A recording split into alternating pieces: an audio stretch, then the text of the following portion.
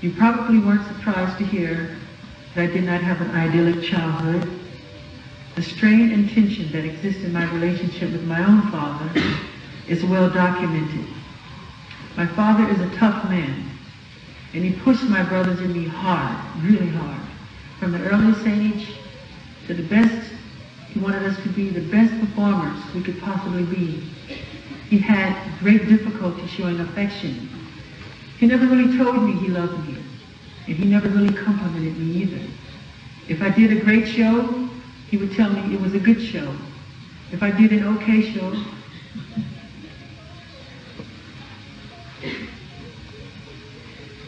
he would say nothing.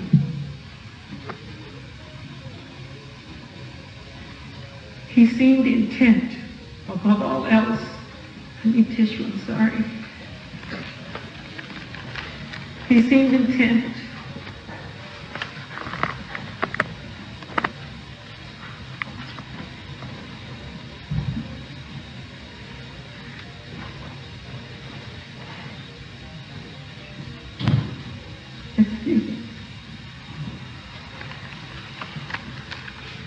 He seemed intent, above all else, on making us a commercial success, and that he was more than adept.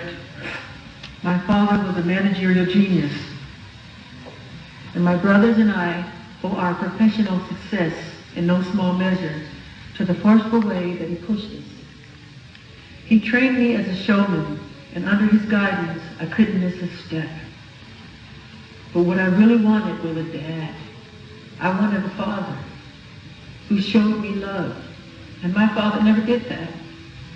He never said, "I love you," while looking at me straight in the eye. He never played a game with me. He never gave me a piggyback ride.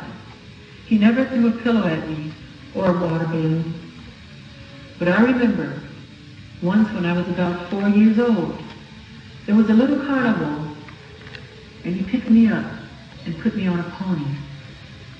It was a tiny gesture, probably something he forgot 5 minutes later, but because of that one moment, I have this special place in my heart for him. Because that's how kids are. The little things mean so much. They mean so much. For me, that one moment meant everything. I only experienced it one time, but that one time made me feel really good about him and about the world. But now when I think about this, of how I hope that my children will not judge me unkindly and will forgive my shortcomings, I am forced to think of my own father, and despite my earlier denials, I am forced to admit that he must have loved me. He did love me, and I know that. There were little things that showed it. When I was a kid, I had a real sweet tooth. We all did. My father, he did try. But my favorite food to satisfy my sweet tooth was glazed donuts. And my father knew that. So every few weeks, I would come downstairs in the morning, and there on the kitchen counter was a bag of glazed donuts. No note, no explanation, just the donuts. It was like Santa Claus.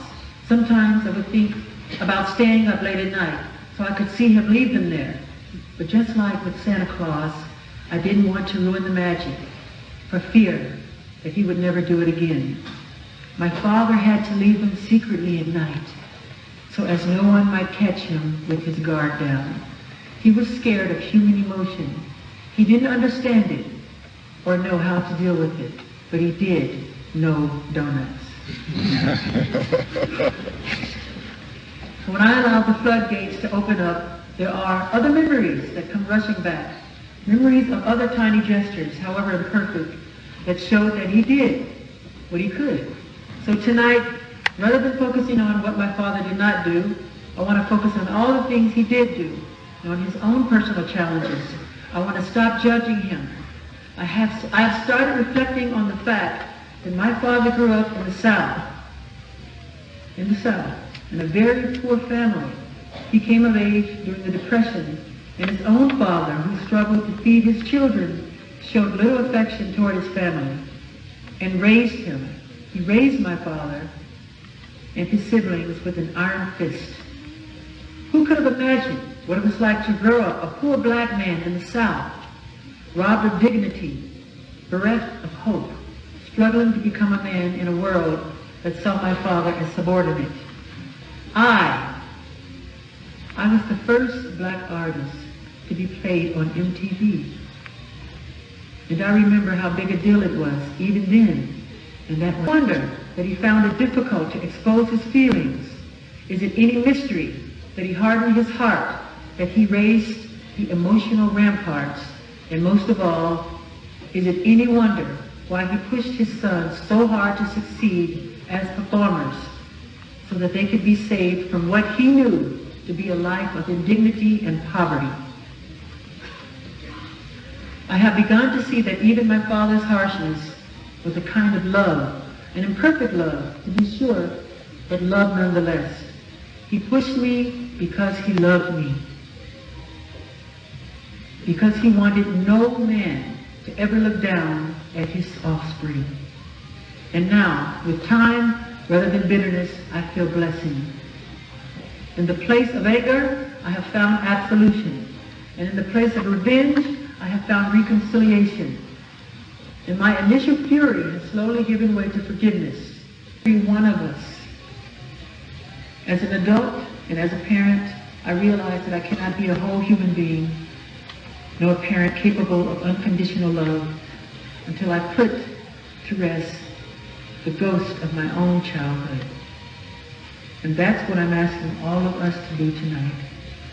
Live up to the 5th of the 10 Commandments. Honor your parents by not judging them. Give them the benefit of the doubt. That is why I want to forgive my father and to stop judging him. I want to forgive my father because I want a father, and this is the only one that I've got.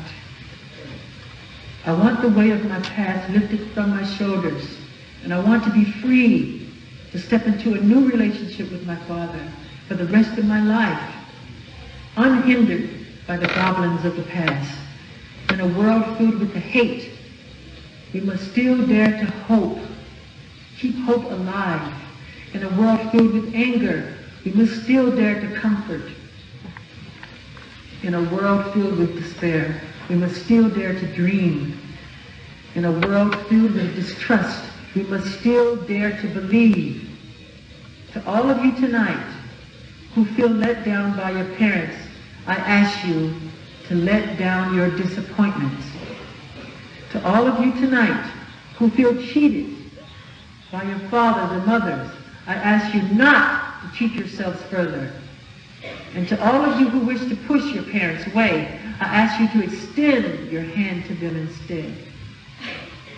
I am asking you, I'm asking myself to give our parents the gift of unconditional love so that they too may learn how to love from us, their children, so that love will finally be restored to a desolate and lonely world. Shmuley once mentioned to me an ancient biblical prophecy which says that a new world and a new time would come when the hearts of the parents would be restored to the hearts of their children. My friends, we are that world.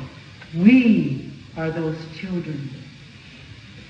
Mahatma Gandhi said, "The weak can never forgive. Forgiveness is the attribute of the strong." Tonight, be strong.